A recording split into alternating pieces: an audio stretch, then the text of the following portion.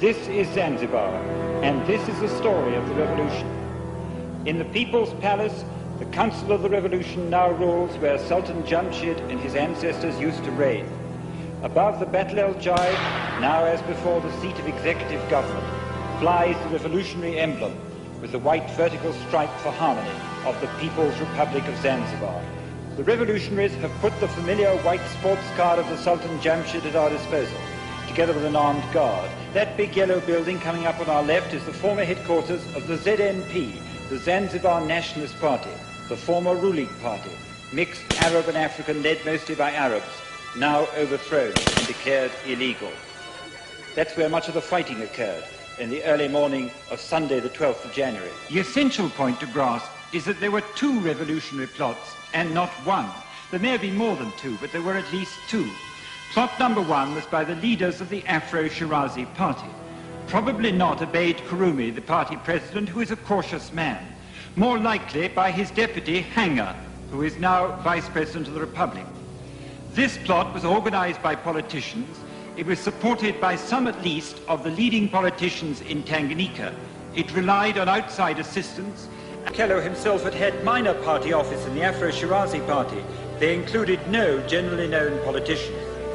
Okello did not trust anyone who was not a purebred African or any political leader. He got to hear of the date of plot number one and was pretty certain that the politicians between them would make a mess of it. He therefore struck 1 week in advance of the date of the other plot. Midnight. One of the opposition Afro-Shirazi politicians, now in the cabinet, is woken up in his house. A gun is pointed at his stomach, a bow and arrow at his head. He is told that the revolution is going off in 3 hours' time. He must tell the revolutionaries where they can find people who can work Zanzibar radio. 3 a.m., January the 12th. Okello personally knocked out an African sentry outside the armory at the Ziwani police station with his fist, grabbed the man's rifle in best commando style, then knocked out the next man. Thus the revolutionaries had guns and ammunition by 3:30 a.m. Virtually the game was over. There was no Zanzibar army and the police was disarmed. European police officers had recently been reduced from 26 to 6. Their chief, Commissioner Sullivan, rallied the remains of his force at the Malindi police station. He had one other European regular officer, 6 specials, and about 80 men. Between them, they had 5 rifles. They broke into a sports store, got tutus and shotguns. They let one revolutionary truck get right to the end of this bridge before intercepting it. The revolutionaries fled and the police won 15 more rifles, but they had still no reserve of ammunition. The Sultan and his family had plenty of time in which to get away, which they did first on this small yacht and then on that larger one which was wireless back from Tanga. Why didn't the ministers also get onto a boat? No one really knows. They had plenty of opportunity and were urged to do so by their European civil servants. The police commissioner's position was now hopeless at Malindi, but the rebels still did not attack. From the community centre at Rahaleo, which incorporates the radio station, Okello directed the battle. His violent speeches, extravagant bragging, bloodthirsty threats were part psychological warfare. After all, the Arabs still in the rural areas were well armed. All the same, they must have contributed to the terrible holocaust of casualties, running almost certainly into 4 figures, nearly all of them Arab. The sins of the Arab fathers who had owned Africans as slaves and caused the most appalling wastage of human life in capturing them throughout East and Central Africa had been visited terribly on the 3rd and 4th generations. It's only fair to add that Okello used the same propaganda methods to protect the lives and property of Europeans, none of whom was hurt. People in the town hastily tied handkerchiefs on their arms and hung them from their doors and windows to signify surrender to the new regime. The Afro-Shirazi political leaders gathered in Dar es Salaam. Kurumi, Hanger, and Babu heard over the radio they'd been made president, vice president, foreign minister. They borrowed a reconditioned iron lifeboat with a glass bottom for tourists to see the fishes that was awaiting repairs. Concrete was poured into its holes, and its owner piloted the cabinet through the coral reefs into Zanzibar and power. From now on, the story that we tell is one-sided. This is the Council of Revolutionaries. We were not allowed to interview their opponents. They are still in prison. Mr. President, what were the factors which made you decide that a revolutionary action would be necessary? ile serikali sio ya watu wengi katika nchi hii. In the first place, the former government did not represent the majority interest of the people. It's obvious that how can an opposition party with 54% of the electorate voting for the opposition and only 46% voting for the established government? Just obvious that there was some hanky-panky going on. By what means, by what means was Field Marshal Okello chosen as the leader of the Revolutionary Army?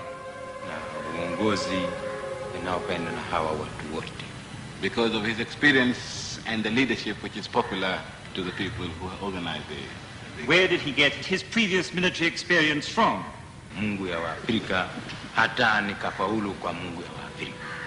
He said he was trained here by the God of the Africans, gained experience through the God of the Africans, and we succeeded through the God of Africa. Sheikh Babu, it's no news to you that there is considerable speculation as to whether the communists were behind this rising, and your name is associated with that. Can I ask you to tell me frankly, to what extent did you get communist assistance, financial or otherwise? None at all. There was no communist help. We were helped by the God of Africans, and except a clique of people, foreigners who happened to come from Arabia, were helped by some of the Western powers in crushing us, particularly Britain. Yes, that's correct. Sheikh Babu, you know very well that the ZNP, of which you were formerly the General Secretary, was always accusing the British of being on the side of the Afro-Sudan.